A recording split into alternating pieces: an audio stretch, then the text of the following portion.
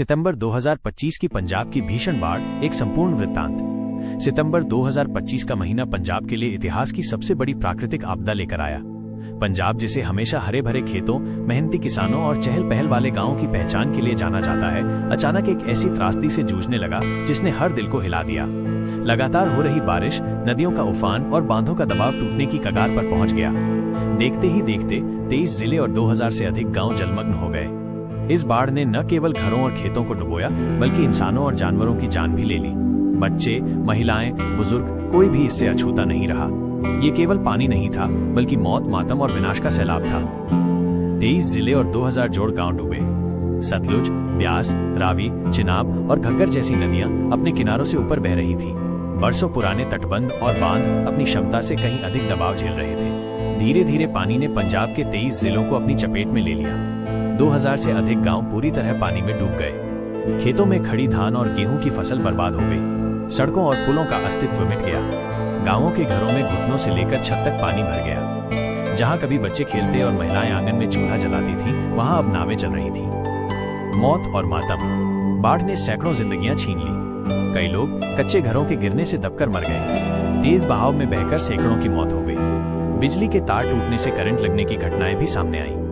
गांवों में मातम पसरा हुआ था। हर घर में कोई न कोई अपनों को खो चुका था। श्मशान घाट और कब्रिस्तान लाशों से भर गए। और ये त्रासदी केवल इंसानों तक सीमित नहीं रही।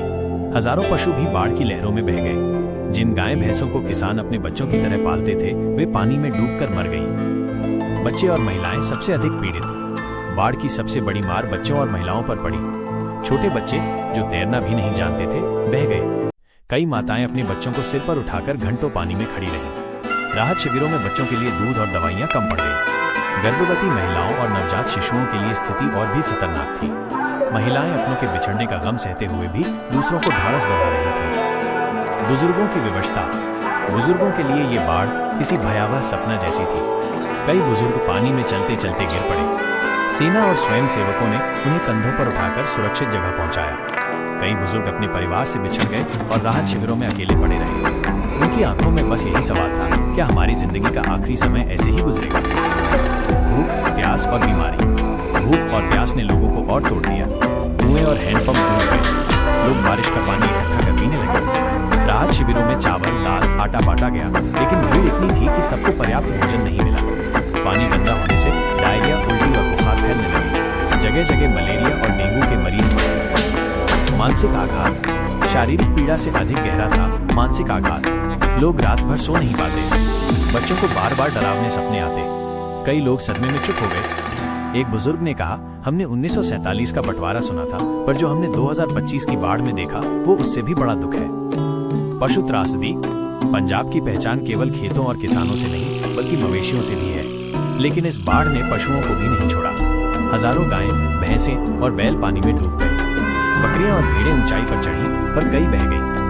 कुत्ते और अन्य पालतू जानवर नावों का पीछा करते रहे, जैसे कह रहे हो, हमें भी बचा लो। जंगलों में हिरण, सुअर और पक्षी भी मारे गए। एनजीओ और पशु चिकित्सकों ने घायल पशुओं के इलाज के लिए शिविर लगाए, लेकिन नुकसान इतना बड़ा था कि पूरा करना संभव नहीं था। बचाव और राहत कार्य। सेना का योगदान। भारतीय सेना ने मोर्चा संभाला। हेलीकॉप्टर से लोगों को छतों और पेड़ों से निकाला। खाने के पैकेट और पानी की बोतलें ऊपर से गिराई। घायल लोगों को अस्पताल पहुंचाया। पुलिस की भूमिका। पुलिस ने व्यवस्था बनाए रखी। नावों और ट्रैक्टरों से लोगों को सुरक्षित जगह ले जाया। बच्चों और बुजुर्गों को गोद में उठाकर बचाया। स्थानीय लोग और नावे। गांव के लोग खुद भी नायक बन गए। लकड़ी की नावें, ट्यूब और ट्रैक्टर से बचाव किया। कई युवकों ने अपनी जान जोखिम में डालकर दूसरों को बचाया। स्वयंसेवक और एनजीओ। गुरुद्वारों ने लंगर शुरू किया। डॉक्टरों की टीम ने अस्थायी अस्पताल बनाए। बच्चों के लिए अस्थायी स्कूल खोले गए। स्ट्रीमर और मोटर बोट। बड़ी नावों से एक बार में 30-40 लोगों को बाहर निकाला गया। गाय भैंसों को भी नाव में चढ़ाकर बचाया गया। सरकार और नेताओं की भूमिका। कृषि मंत्री किसानों से मिले और वादा किया कि हर नुकसान का मुआवजा मिलेगा। मुख्यमंत्री स्वयं नाव और हेलीकॉप्टर से प्रभावित इलाकों में पहुंचे। उन्होंने कहा, ये समय राजनीति का नहीं, इंसानियत का है। गायक और कलाकार। पंजाबी गायक और कलाकार भी मदद को पहुंचे। किसी ने खाना बांटा, किसी ने फंड जुटाया, किसी ने गानों से लोगों को हिम्मत दी। राहत शिविरों का जीवन। टेंटों की कतारों में लोग रह रहे थे। बच्चों के रोने और महिलाओं की सिसकियों से शिविर गूंजते थे। गुरुद्वारों के लंगरों से रोज हजारों लोगों को खाना मिला। डॉक्टरों ने अस्थायी अस्पताल बनाए। मुश्किलें जारी।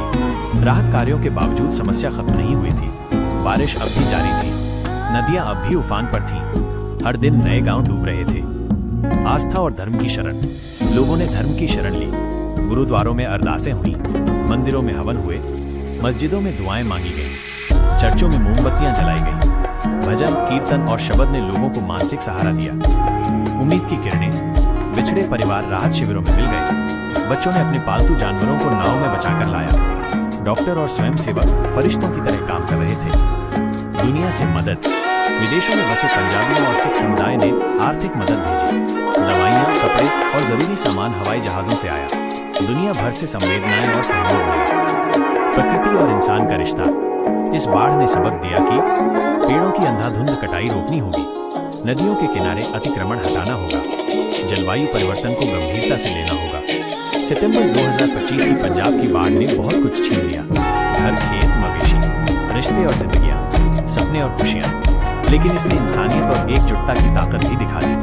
लोग कहते हैं हमने सब कुछ खो दिया, लेकिन इंसानियत पाई। आज भी जब लोग इस बाढ़ को याद करते हैं